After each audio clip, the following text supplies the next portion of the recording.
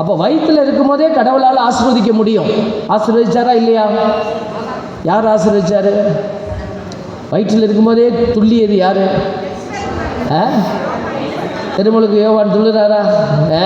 நிறைய பேரை நம்ம வயிற்றில் இருக்கும்போதே, அப்படி வயிற்றில் இருக்கும்போதே கடவுள் உங்களை ஆசீர்வதிக்க வல்லவரா இல்லையா?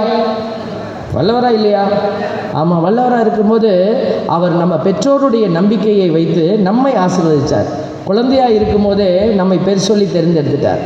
அப்போ குழந்தைய கொண்டுட்டு போய் நம்ம போய் தண்ணியில் முழுக்க முடியாது இல்லையா? சின்ன கை குழந்தைங்க, அதை கொண்டுட்டு போய் நம்ம தண்ணியில் முழுக்கி எடுக்க முடியாது. அதனால தான் நம்முடைய திருச்சபையில் தண்ணியை தலையில் ஊற்றி என்ன செய்கிறோம்? நம்ம இப்போ நிறைய பேர் குழப்புறாங்க.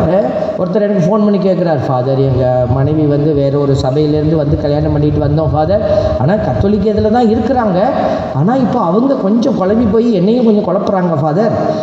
நாங்கள் பேப்டிசம்லாம் வாங்கிட்டோம் முன்னாடியே, இப்போ இந்த முழுக்கு ஞானஸ்தானம் கொஞ்சம் வாங்கிட்டா நல்லதுன்னு சொல்கிறாங்க.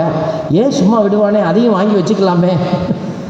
இது அப்படி வாங்குவதற்குரிய பொருள் அல்ல.